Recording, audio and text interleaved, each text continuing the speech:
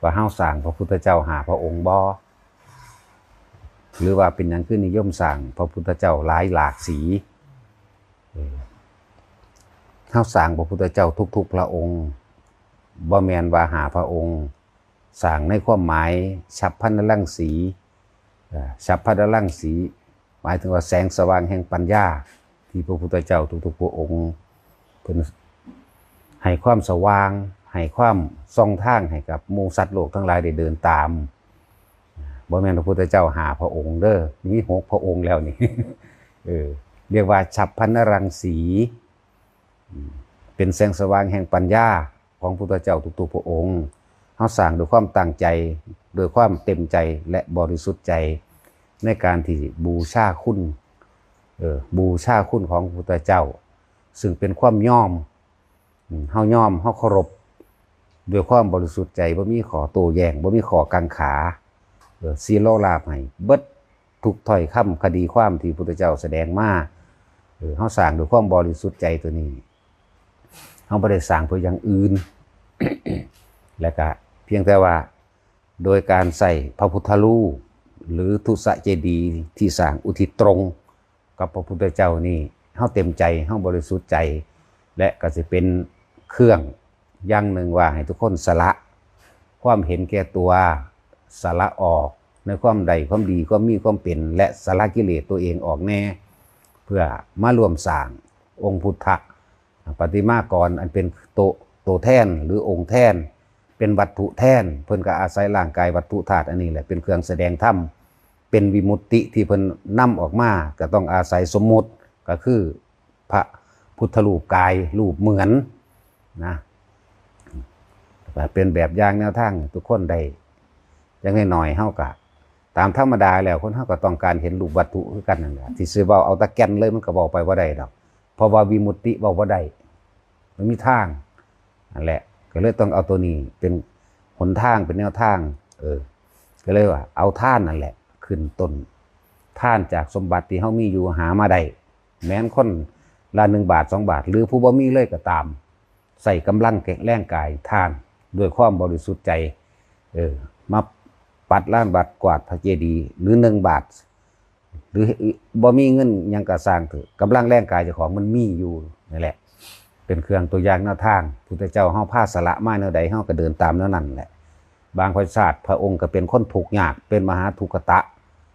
หาขอทานกินก็มีแต่ว่าเพิ่นบ่มีเงินทานคือหมู่เพิ่นก็ใส่กำลังเพิ่นนี่แหละจังซี่หลายๆแบบหลายๆอย่างล้วนแล้วแต่ว่านำพาเหตุนี่เพื่อให้ผู้คนสละเวลาอันเห็นแก่ตัวของเจ้าของเองสละเงินที่หามาได้ด้วยความเห็นแก่ตัวสะสมไว้กินเองหรือเบื่อบางที่ก็เอาไว้ตะคมเหงผู้อื่นจังสิให้สละสิ่งทั้งหลายเหล่านี้ออกมาเหตุเพื่อผู้อื่นลองเบิ่งดูที่แรกก็เริ่มจากหน่อยล่ะจากพุทธบาท2 บาทไปเรื่อยๆแล้วมันก็คอยเกิดความเคยชินในการเสียสละของที่เจ้าของมีอยู่แต่นั่นแหละ เฮาเห็นความสำคัญในสิ่งที่พระองค์ปัญญาอันลึกล้ำการตรัสรู้ของพระพุทธเจ้าเฮาเนี่ยเป็นของที่ยากยิ่งที่นำพาแต่ว่าเพิ่นก็ใส่ความเมตตาความกรุณาความมุทิตาความอุเบกขาเป็นเครื่องประสานสมานมิตรให้แด่สัตว์โลกทั้งหลายอยู่นำกันด้วยความสงสารด้วยความพึงพานี่แหละสิ่งที่บ่ต้องบังคับบ่ต้องใช้อาวุธบ่ต้องใช้อำนาจใดๆในที่พระศาสดาของเฮานำทางให้หมู่สัตว์โลกทั้งหลายให้อยู่ร่วมกันด้วยความสันติและสันติสุขก็คือเมตตากรุณามุทิตาอุเบกขานี่เองธรรมะนี่จึงเป็นความจริงของโลกธรรมะนี่คือความจริงของหมู่สรรพสัตว์ทั้งหลายปรารถนาและต้องการเสมอกันเบิดบ่เกี่ยวกับว่าศาสนาธรรมะนี่บ่เกี่ยวกับศาสนาเป็นความจริงโดยแท้บ่มีผู้ใดอยากถูกรังแกข่มเหงบ่มีผู้ใดอยากถูกฆ่าบ่มีผู้ใดอยากถูกลักเบียดเบียนรังแกบ่มีจักคนนี่คือธรรมะบ่แม่นว่าพุทธศาสนาอย่างเดียวคำว่าพุทธะแปลว่ารู้นี่ถ้ามันรู้จังซี่แล้วมันก็บ่กล้าข่มเหงผู้อื่นจักว่าล่ะเพราะว่าบ่มีผู้ใดต้องการที่ให้ผู้อื่นมาข่มเหงเขาคือกันนั่นแหละพระศาสดาบุคคลผู้ควรก็ทำตามบุคคลผู้ควรเดินตามด้วยคำว่าศาสดา บ่ท่านได้เกี่ยวคำว่าศาสนาพุทธคริสต์อิสลามนี่ยังเป็นอัตตานี่ยังเป็นตัวตนอยู่แต่ว่าเฮาใส่คำว่าธรรมะเป็นเครื่องเชื่อมต่อประสานสมานมิตรโดยอาศัยแนวทางของพระพุทธเจ้าแห่งผู้รู้เลยบ่ได้แม่นอัตตาอีกเด้อันนี้ก็เลยบ่ได้แม่นว่าศาสนาพุทธเด้อันนี้เป็นเจ้าแห่งผู้รู้เป็นบุคคลอำความจริงของโลกความจริงของจักรวาลความจริงของความเป็นไปแห่งหมู่สัตว์ทั้งเกิดทั้งดับออกมาแสดงเผยแผ่เพิ่นก็เลยเอาความเมตตานี่เป็นเครื่องประสานสมานมิตรให้แก่สัตว์โลกบ่ได้เกี่ยวกับศาสนาใดๆทั้งสิ้นสัตว์ทั้งหลายมันพวกหมูหมาช้างม้าวัวควายนี่มันสิมีศาสนาทางใดโดยเฮาเข้าใจก็ดีเวลามันจากกันมันก็ให้คือกันนั่นแหละเนี่ยเห็นบ่ล่ะฆ่าลูกมันก็ให้ฆ่าพ่อฆ่าแม่มันก็ให้คือกัน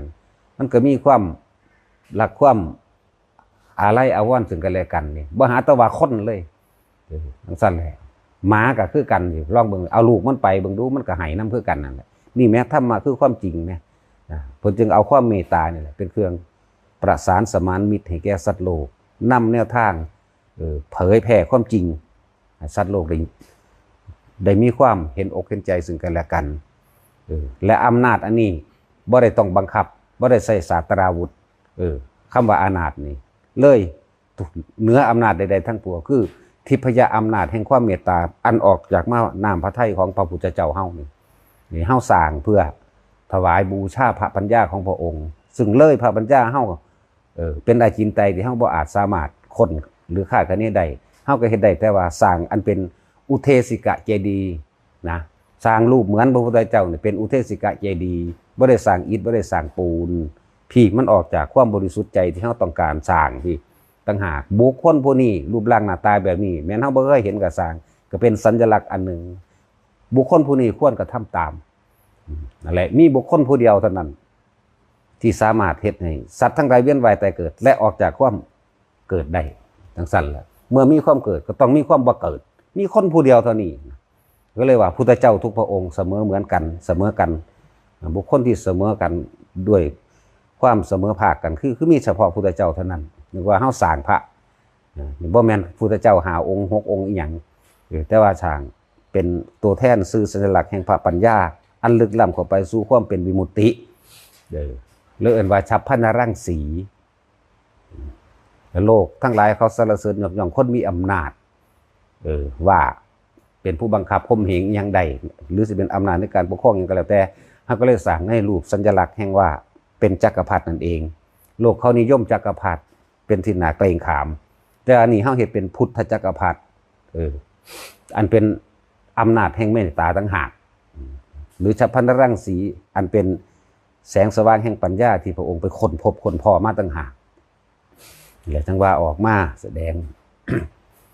ผ้าเห็ดผ้าสร้างอันนี้ให้มันซึมซับเอาเนื้อหนังเอ็นกระดูกเพิ่นในที่ละเล็กที่ละน้อยไปบุคคลผู้นี้ควรกระทำตามแบบนี้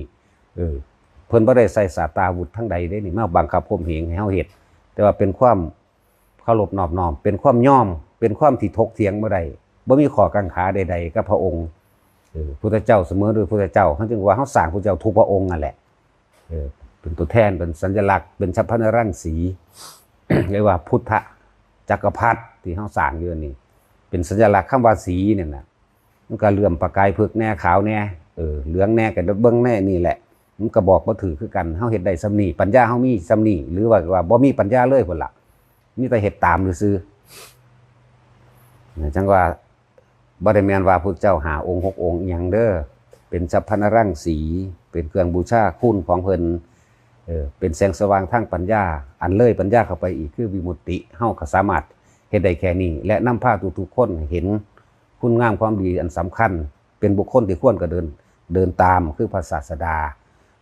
ศาสะนี่แปลว่าหนทางเดินดามาจากคำว่าอัตตาหรือเอื่นว่าศาสดานี่บุคคลผู้ควรกระทำตาม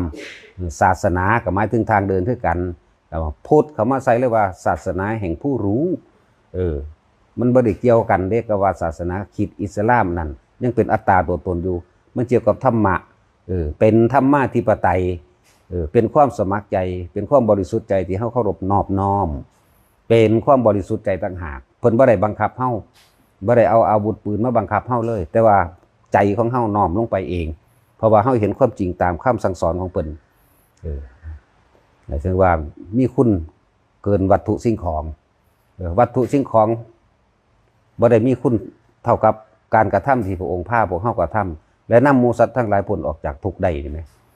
บ่มีผู้ใดนำคำว่าทุกข์สมุทัยนิโรธมรรคออกมาแสดงใดบ่มีผู้ใดชี้แจงคำว่าอนิจจังทุกขังอนัตตาใดมีพระศาสดาผู้เดียวนี่แล้วเฮาจึงทำตามแบบนี้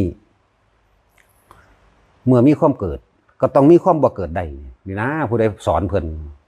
นฮู้เอาเองของเพิ่นนี่แหละมันเหลือวิสัยของเฮาก็ได้เดินตามทำตามแค่นั้นเองนี่ถึงว่าแล้วคนที่ว่าติดต่อถามเขามาว่าร้านพระร้านใดเดี๋ยวจังสิบอกอีกทีนึงดอกชื่อร้านบ่ได้ตาอีมันเฮ็ดพระก็นั้นชื่อว่าจังไดหลายองค์ล่ะอีอันนั้นก็เลยอีเกียบบ่ฮะกิบบ่โอ้ยชื่ออะไรอีห่านี่ก็เลยเดี๋ยวร้านพระสิบอกเดี๋ยววิธีนั่นก็ติดต่อกันเอาเองตัวแล้วเฮาสิสร้างอีกอันนึงอันเป็นพุทธจักรพรรดิอาจจะเป็นพระพุทธจักรพรรดิเป็นต้นแบบต้นฉบับเฮาสิลงทุนเป็นผู้สร้างแบบเองเฮ็ดเองโดยอาศัยเขานั่นแหละให้เขาเป็นเขามีฝีมือทั้งช่างแต่ว่าเฮาก็ให้ทุกคนผู้ละบาทมารวมกันสร้างแม่แบบแม่พิมพ์เป็นต้นแบบต้นฉบับอยู่ในประมาณล้านกว่านี่แหละขนาดแบบมันได้น่ะเนาะสร้างพุทธจักรพรรดิแล้วก็เป็นแก้วที่สร้างยากที่สุดให้ความสำคัญว่าอันใดมันยากที่สุดมันก็ยังบ่ทันได้ยากสำหรับพระพุทธเจ้าเฮานำธรรมมาแสดงเด้พระองค์เสียสละชีวิตตัวเองออกมานี่เท่าใดล่ะทุกภพทุกพระชาติของพระองค์เอาชีวิตแลกมาเด้นั่นแหละถึงบอกว่าสัมวัตถุใดๆในโลกเฮาบ่ได้เสียดายเด้ภาษาเงินทองและเพชรหรือไผสิมียศถาบรรดาศักดิ์ตำแหน่งอำนาจใหญ่เพียงใดก็ตามนะมันขาคนใดก็ขาได้แต่ร่างกายเฮาเท่านั้นแต่ว่าใจเฮาขาบ่ได้ก็แล้วกันใจเฮาอยู่นำพระศาสดาจักว่าล่ะถึงว่านำพาทุกคนสร้างแล้วก็สิเป็นแบบพิมพ์แรกของโลกละมั้งที่มาหุงแก้วได้ใหญ่ปานนี้นะหน้าตัก2.50 เมตรหรือ3 เมตรพุ่นล่ะเดี๋ยวสิคุยกันก่อนว่าสิใส่ทุนเท่าใดเฮาสิเฮ็ดเองเฮ็ดได้ซ้ำนี้ล่ะชีวิตนี้ก็เฮ็ดไปนะแต่ที่ลึกเข้าไปนะมันบ่แม่นคุณค่าของวัตถุเด้คุณค่าของใจชีวิตนี้ก็ยังบ่คุ้มกับการที่เอาเฮาเอาชีวิตเฮาเอาหัวใจเฮาเอาหัวเฮานี่ให้พระพุทธเจ้าเหยียบทุกอย่างพระบาทเฮาก็จะมันเป็นของสกปรกสำหรับเพิ่นอยู่ซื่อซ้ำไปนี่แหละจังว่าเฮาเฮ็ดด้วยหัวใจของเฮาเองให้ด้วยความบริสุทธิ์ของเฮาเองอะไรพาเฮ็ดทุกคนเห็นคุณค่าอันนี้นำความเสียสละพุทธบาท2 บาทมาแล้วมาซอยกันซอยเจ้าของเองแหละที่จริงบ่ต้องมาซอยไผล่ะซอยเจ้าของเองความจริงคือช่วยตัวเองเด้นั่นแหละสิ่งที่พระพุทธองค์เพิ่นทรงใส่มากที่สุดในความเสื่อมต่อประสานสมานมิตรสัตว์โลกทั้งหลายคือเมตตากรุณามุทิตาอุเบกขาเมตตาทำความจุนโลกถ้าบ่มีสิ่งทั้งหลายเหล่านี้โลกพังนี่ที่เขากำลังฆ่ากันเดี๋ยวนี้เพราะว่าความเห็นแก่โตนั่นแหละสร้างบารมีอันใดถ้าบารมีอันนั้นเต็มแล้วดีแล้วสมควรที่จะแบ่งปันเด้จังสิแม่นบ่แม่นเก็บไว้กินเองแล้วข่มเหงผู้อื่นให้กระทำตามตัวเองบ่แม่นแบบนั้นเด้นั่นแหละคนมันเป็นบ้าน้ำมื้อนี้จึงเที่ยวเวียนว่ายตายเกิดบ่รู้จักจบจักสิ้นนะแต่ว่าเฮาสิพยายามนำคำสอนของพระศาสดาเฮาออกแสดงจึงเป็นธรรมะบ่เกี่ยวกับศาสนาใดความจริงความจริงทุกบ่ว่าสัตว์บ่ว่าคนที่มีศาสนาทางใดเกิดตายเสมอกันมีความเป็นอนิจจังทุกขังอนัตตาเสมอกันหิวเหมือนกันร้อนเหมือนกันหนาวเหมือนกันมีความรักความเมตตาโดยพื้นฐานจิตใจทุกคนมีแล้วโลกมันต้องการอันนี้เด้โลกต้องการเมตตากรุณามุทิตาซึ่งกันและกันและสุดท้ายที่มันเกินความสิลังได้เกินความสามารถเฮาสิเฮ็ดได้คืออุเบกขาเฮาจึงวางในอนิจจังทุกข์และอนัตตานี่แหละสัตว์โลกทั้งหลายมีความปรารถนาซึ่งเมตตาซึ่งกันและกันอยู่แล้วกรุณาช่วยเหลือแบ่งปันซึ่งกันและกันอยู่แล้วมุทิตาบ่มีผู้ใดอยากอิจฉาภัยดอกโดยความเป็นจริงมันมาแล้วและอุเบกขาเป็นตัวว่างจิตทิ้งจากสิ่งทั้งปวงนั่นแหละพอ